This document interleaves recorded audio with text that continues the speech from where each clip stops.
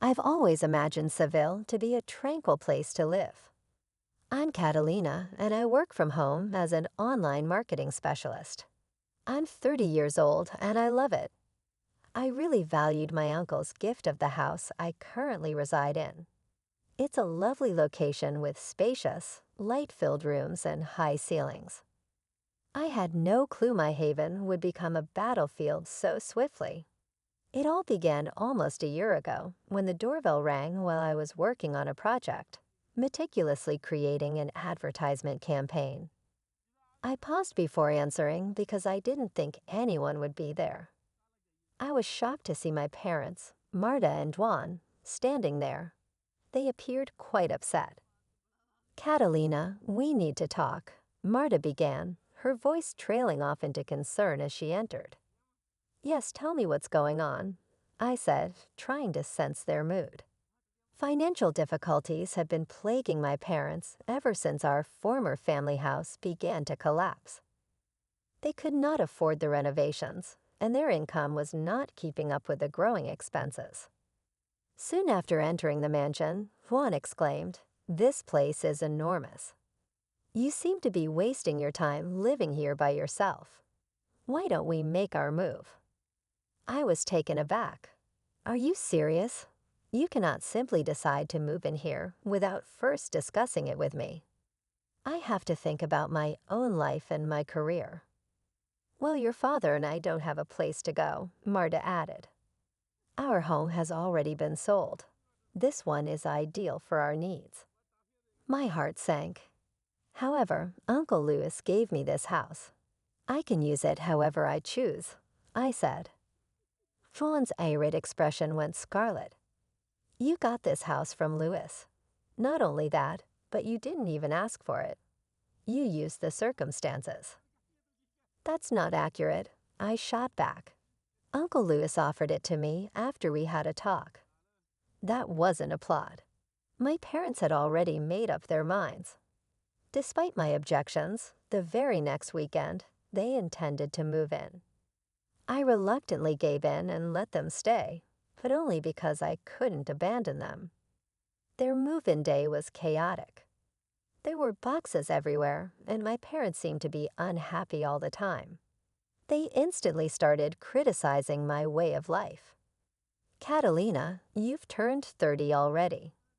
Do you not believe that it's time to think about getting married and starting a family?" One evening, as we were unpacking, Marta asked. I tried not to lose my calm and answered, "I'm happy with my work. My husband doesn't have to agree with my decisions." Juan remarked, "Look at your sister, Isabel. She works for a company and is married. She might be able to teach you something." I exhaled. Even Isabel's life isn't flawless. Her job is a dead-end temp position. Despite not having a traditional career, I'm nonetheless successful. Marta squinted her eyes. "She's attempting to start a family. At least you just fiddle with your computer while sitting at home." Though their words were cutting, I attempted to ignore them. I understood that their age was still adjusting to the realities of remote employment, but their continual insults were distressing. Then things deteriorated. One day, my younger sister Isabel arrived unexpectedly, still looking unkempt and carrying luggage. "Hello, Catalina," Isabel declared. "I've come to stay. Hold on, what's happening?" Perplexed, I asked. The woman said, "I need a place to crash because I'm going through a divorce. Well, I'm going to stay here going forward." Isabel seized one of the guest rooms upstairs before I could say anything. I was getting more and more frustrated. Not only was I living with my parents now, but Isabel's unannounced visit added to the stress. The household became more tense. It was intolerable that Marta and Juan would never stop comparing me to Isabel. Even after Isabel's divorce and their financial difficulties, they continued to treat me like I was the family's failure. I made the choice to adopt a pet to manage my stress. Luna, a Persian cat owned by a friend of mine, was in need of a new home. I hoped that Luna, the cutest little animal, would provide some solace to my life, which was becoming more and more chaotic. At first, Isabel and my parents weren't convinced when I brought Luna home. Catalina, really? A cat? With a scornful expression, Isabel inquired. She's a terrific friend, I answered, ignoring the criticism in her tone. Furthermore, I am responsible for her, not you. After they met Luna, the family's opinion of her changed. Her pleasant purring and velvety fur made her irresistible. However, the calm was fleeting. While I was working in the afternoon, Luna made a small spill on Isabel's clothing. Isabel was furious. How could you have allowed your cat to do this, Catalina? My favorite outfits were these. Isabel was not buying it when I attempted to explain that accidents do happen and Luna was still getting used to her new home. You are to blame for this. If you don't pay for the cleaning, the altercation left me feeling uneasy. I had no idea what lay ahead. It was too much to bear. The tension in the house was mounting, and I was finding it difficult to keep up with the challenges that seemed to arise every day. Tension only started to build once Isabel became enraged at Luna's mishap. Marta stormed into my office one evening when I was working on a new marketing campaign. With a tone full of annoyance, she said, "Catalina, we need to talk." I raised my gaze from the computer. What's different about now? Marta started, "It's about Isabel's clothes. She's been whining all the time. She has requested payment." I felt a wave of frustration wash over me. As I've already mentioned, Luna is still adjusting to her new surroundings. Mishaps occur. I'm not in charge of getting Isabel new clothes. Juan nodded in agreement from where he had been standing at the doorway. "Catalina, you ought to have exercised greater caution. We can't really afford to replace everything all the time." I made an effort to stay composed. It's not worth it, and Isabel ought to be more understanding. The conversation continued, with Isabel barging into the room. "With your fancy job and large house, you feel so much better than everyone else. But Catalina, this is about respect. I'm only requesting a small amount of thought, nothing more." I was becoming impatient. Respect is reciprocal, Isabel. Already, I've endured more than I ought to have. Days went by, and the level of animosity in the home kept rising. Every minor dispute turned into a significant one. Isabel appeared committed to criticizing whatever I did. The slightest errors were exaggerated into enormous issues. Then something happened to tip everything over the brink. One evening, as I was cooking, I heard Isabel and my parents fighting in the living room. They were raising their voices, and things were getting ugly fast. Entering the room, I felt both curious and nervous. What's happening? Isabel's rage was visible on her face. Once more, Catalina's cat ruined my clothes. I'm done. She must get rid of that creature. My heart sank. Isabel, it was one accident. Luna's still adjusting. Can't you be a little more patient? Vaughn jumped in with a firm voice. Catalina, this isn't just about the clothes. It's about the fact that you've been neglecting us. We're living here too, and you need to take responsibility. The argument grew heated, and before long, Isabel and my parents were demanding that Luna and I leave the house. We're not comfortable living here with your cat, Isabel said, her eyes blazing. Either the cat goes or you do. My shock turned to anger. So now I'm being kicked out of my own home because of a minor issue with Luna. Yes, Marta said sharply. It's not just about Luna. It's about how you've treated us. You've been ungrateful and inconsiderate. I was devastated. The house that had once been my sanctuary was now the source of my misery. I knew I had to make a decision. The idea of letting my family dictate my life was unacceptable. I had been pushed too far. That night, I lay awake, my mind racing. I knew I had to take action. I couldn't let my family's entitlement and disrespect drive me out of my home. I needed to reclaim my independence. I decided to contact Uncle Louis. I dialed his number and waited for him to pick up. "Catalina, how are you?" Uncle Louis's voice was warm but tired. "Hi, Uncle Louis," I said, trying to keep my voice steady. "I need your help. I want to discuss the house." There was a pause on the other end. "What's the matter?" I took a deep breath and explained the situation. My parents and my sister have moved in, and things have become really difficult. They've now demanded that Luna and I leave.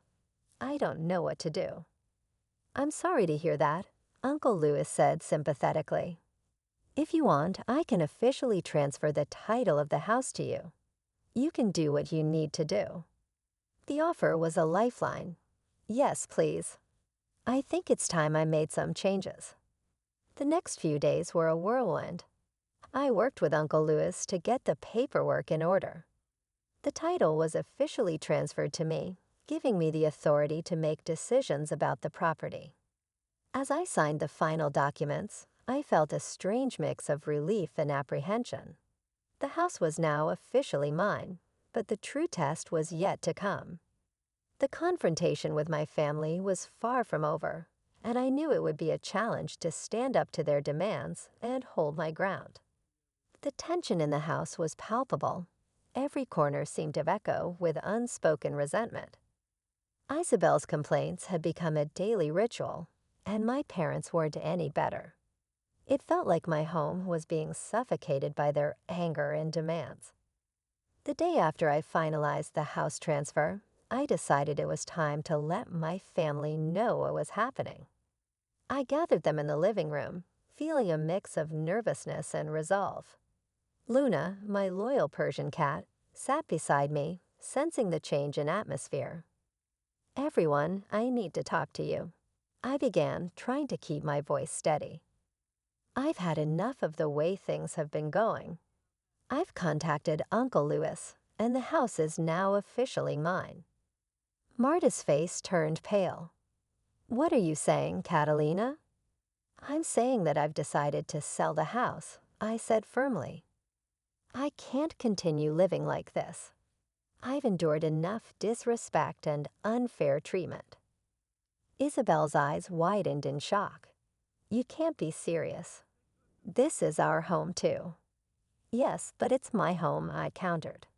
"I'm not going to stay here under these conditions. You've all made it clear that you don't want Luna here, and you've disrespected my space and my life choices. I can't stay in this environment anymore." Dwan's face turned red with anger. "You're being unreasonable. This is a drastic step." "It's not drastic. It's necessary," I replied. "I've tried to be understanding, but you've all pushed me too far. I'm not going to be a doormat in my own home." The room fell silent.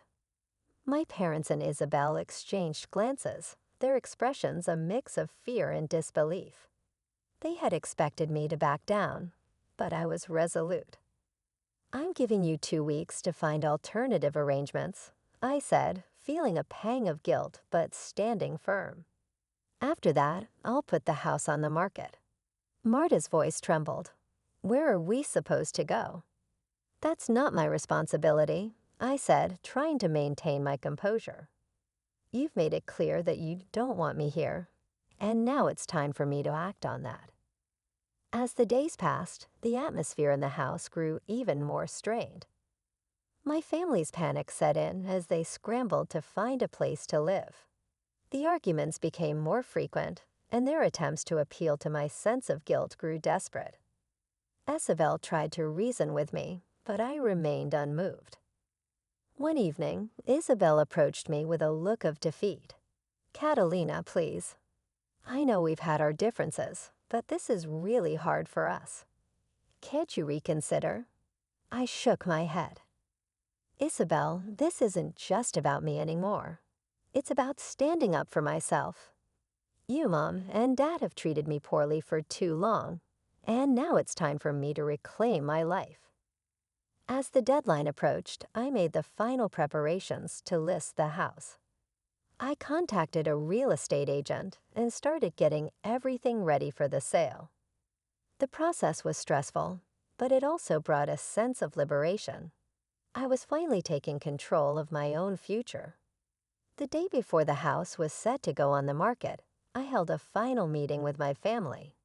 The tension was thick as we sat in the living room, the last remnants of our shared life together. "This is the final notice," I said, my voice steady. "Tomorrow, the house will officially be listed for sale. I'm leaving with Luna, and you need to be out by then." Isabel and my parents looked at each other, their faces a mix of anger and resignation. They knew they had pushed me to this point, but it was clear that the reality of their situation was sinking in. "I hope you understand why I had to do this," I said. "Well, I feel some sadness. I wish things could have been different. But this is what needed to happen." A small remorse crept in as I packed and got ready to depart, but it was overcome by the overpowering desire to safeguard my own safety. The house that had served as my haven was now a representation of hurt and strife. Luna accompanied me as I left the house in the morning. The weight on my shoulders felt lighter, and the street outside appeared brighter. I was starting a new chapter in my life, one in which I would be able to rediscover my identity and find serenity at last. Things felt different in the world after leaving the house. I could now fully let go of my family's expectations and animosity. I arrived at my new apartment, which is a warm, welcoming space that allows pets. Luna seemed to notice the shift as well, filling the still room with her contented purr. The first few days were devoted to unpacking and settling into my new home. The tiny apartment was bright and airy, and it felt immediately like a haven. Luna found her favorite spots and curled up in the brightest corners as she easily adapted to her new environment. Even though I was relieved at first, I couldn't help but be concerned about the consequences of my choice. I wondered if Isabel and my parents had found somewhere else to live. Not out of malice, but because I needed to safeguard my own emotional well-being. I had severed all ties and made the decision to go for a stroll across my new neighborhood. One afternoon, I felt rejuvenated as I walked around Seville's colorful streets. The noises of a bustling city filled the air as the sun shone. It was the first time in a long time that I truly felt free. A mutual buddy brought me a note from my old house a few days later. Isabel sent it, and anger and despair were mixed together in her letter. She talked about the stress it had placed on our family and the challenges they had encountered in looking for a new house. She expressed regret in a tone that hinted at the possibility of our reconciliation in the future. As I read the letter, I experienced a wave of empathy. I couldn't deny that, despite everything, strained familial ties still existed. But I was aware that resolution would require some time and possibly mutual understanding. I had to put my attention towards starting over and figuring out my own route. For the time being, I became used to my new schedule. As the weeks stretched into months, Luna stayed a reassuring presence in my life, and my career as an online marketing expert flourished. The apartment, which had previously represented transition and difficulty, was now a haven of contentment. In the city, I made new acquaintances and started learning about Seville's fascinating past and culture. My life was starting to take off in unexpected directions. I also became a volunteer at a nearby animal shelter, as I enjoy being of service to other animals and their owners. After giving the situation some thought, I concluded that taking charge of my life was the best choice. It was about more than just getting even. It was about taking back my identity and figuring out how to live a true life. I learned from the experience how important it is to create boundaries and stand up for oneself, especially with those we care about. I was quite satisfied as I watched Luna frolic in the light. The arguments and disdain of the past no longer shaped my life. I was stronger and more self-aware than before, prepared to face whatever lay ahead. The tension and resolve in Catalina's story brought to light the intricacies of familial bonds and the value of self-respect. Though difficult, the path from oppression to empowerment resulted in a fresh start where harmony and individual development were at last feasible.